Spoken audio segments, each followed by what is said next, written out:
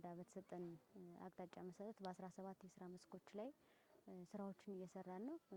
ከዚህ መካከል በተለይ ዛሬ ላይ የምናካሄደው የአቅመ ደካማ ቤት ግንባታ ነው እያካሄድን ማለት ነው።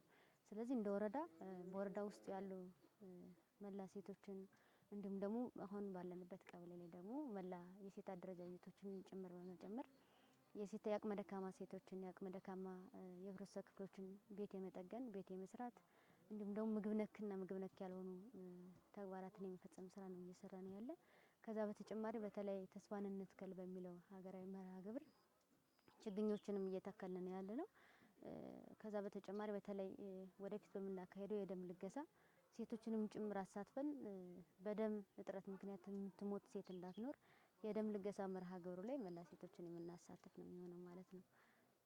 ከዛ ውጭ ግን አሁንም እንደ ሴቶች ማህበር በተለይ የኒውትሪሽን ወይም ደግሞ የስርዓተ ምግብ ስራን ለማጠናከርና መላ ህብረተሰቡን ለማስተማር እንዲሁም በመቀንጨር በመቀጨጭ ህጻናትን አካላዊና አእምሯዊ እድገታቸውን እንዳይገታ ለማድረግ እንደ ሴቶች ማህበር በተለይ አስተዳደር ላይ ቦታ ተረክበን ይሄንን ስራ እየሰራ ነው ያለነው ማለት ነው እንደ ሴቶች ማህበር ማለት ነው።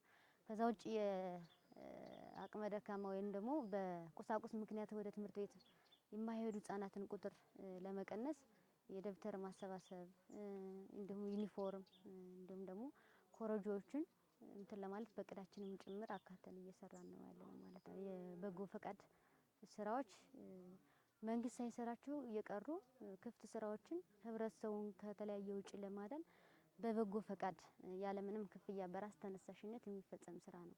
ስለዚህ ከአሁን በፊት የሰራናቸው ስራዎች እንዳሉ ሆኖ በቀጣይ ደግሞ በተለይ እንደ ደም ልገሳ እንደ ተማሪ ዩኒፎርም ደብተር ስክሪፕት የማሰባሰብ ስራዎችና ምግብ ነክና ምግብ ነክ ያልሆኑ ስራዎችን ለማሰባሰብ መላ ህብረተሰቡ በተለይ የኛ አደረጃጀት መላ ሴቱ ሌላውም ህብረተሰብ በኔ ባይነት ስሜት መንቀሳቀስ መቻል አለበትና ችግረኛ ወገኖችን ልንደርስላቸው ይገባል የሚል ሀሳብ ነው ያለኝ። እንደኛም እቅዳችን አቅደን ወደ ተግባርም የገባንም ስለሆነ በቀጣይ ሁሉም ህብረተሰብ ሁሉም ሴት የበኩልን አስተዋጽኦ ሊያደርግ ይገባል ባለድርሻ አካላትም ጭምር የሚል ሀሳብ ነው ያለኝ።